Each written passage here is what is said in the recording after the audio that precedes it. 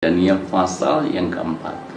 Pasal 4 ini cukup menarik sebab yang dijadikan sentral daripada cerita pasal 4 ini adalah Raja Nebukadnezar sendiri.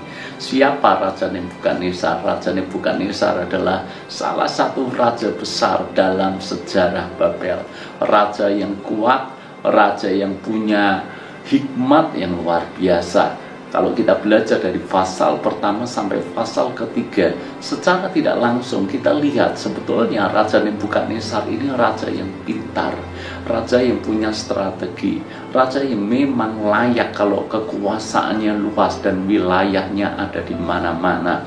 Kita mulai di pasal yang pertama, lihat bagaimana hikmat Nebukadnezar mencoba untuk membuat orang-orang buangan di sana menjadi pro dengan Babel. Salah satunya adalah soal nama. Bagaimana Raja Nebukadnezar menyeting sedemikian rupa supaya nama-nama Yehuda itu diganti dengan nama-nama Babel. Bukankah itu hikmat yang luar biasa? Lalu kemudian di pasal yang kedua kita melihat bagaimana Raja Nebukadnezar ini menunjukkan otoritasnya, menunjukkan kekuatannya, menunjukkan tindakannya yang semena-mena. Itu pun ada tujuannya, supaya orang benar-benar takut dengan Raja Nebukadnezar. Sekalipun terdengar gila, minta orang menebak mimpinya apa, berikut tafsirannya. Kalau tidak bisa dibunuh.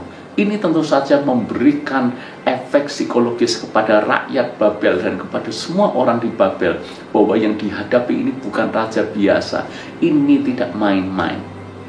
Lalu kemudian di pasal yang ketiga kemarin, lagi-lagi Raja Nebukadnezar membuat gebrakan, membuat patung emas yang tinggi besar, dan menyerukan semua orang harus sujud menyembah patung buatan raja. Yang tidak mau sujud menyembah dilemparkan ke dapur api yang menyala-nyala. Kita lihat di sini kekuasaan, kekuatan, hikmat Nebukadnezar memang luar biasa.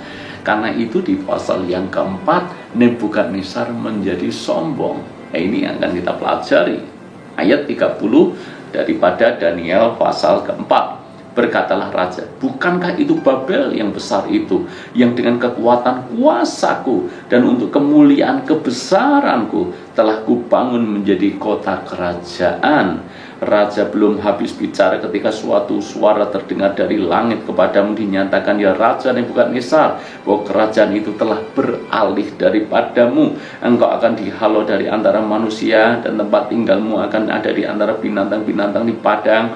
Kepadamu akan diberikan makanan rumput seperti kepada lembu. Demikianlah akan berlaku atasmu sampai 7 masa berlalu, hingga engkau mengakui bahwa yang Maha Tinggi berkuasa atas kerajaan manusia dan memberikan kepada siapa yang dikehendakinya. Pada saat itu juga terlaksanalah perkataan itu atas Nebukadnezar, dan ia dihalau dari antara manusia dan makan rumput seperti lembu, dan tubuhnya basah oleh embun dari langit sampai rambutnya menjadi panjang seperti bulu burung rajawali dan kukunya seperti kuku burung.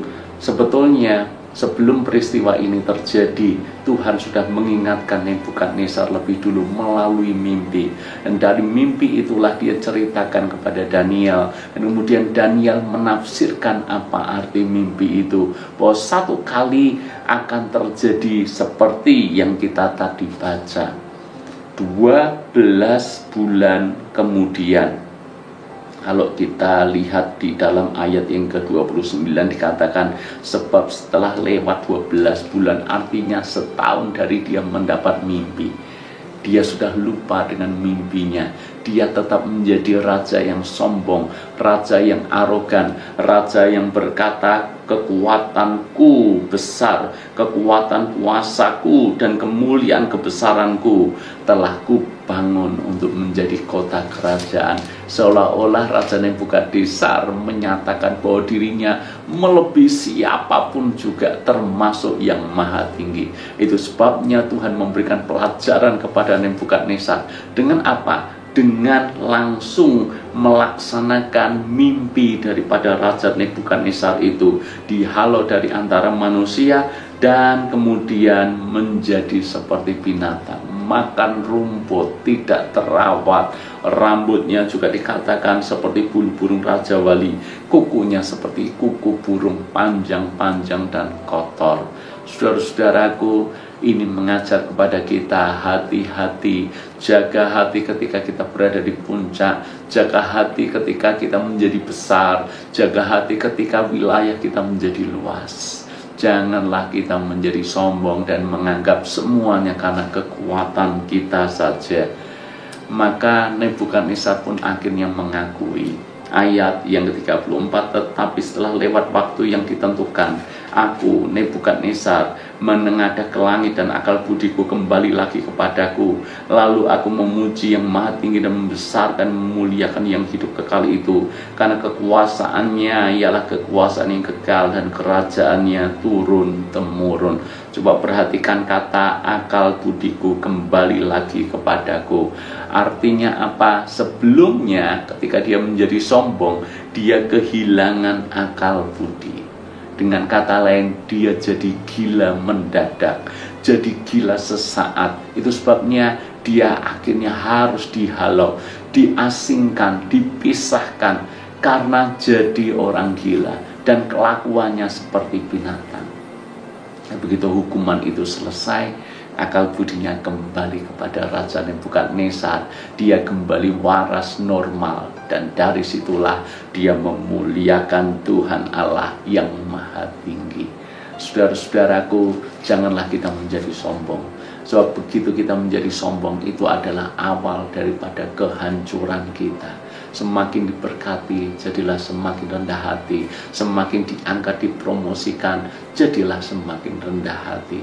Karena kita tahu, semakin kita rendah hati, Tuhan bisa mempercayakan banyak hal yang jauh lebih besar kepada kita semuanya.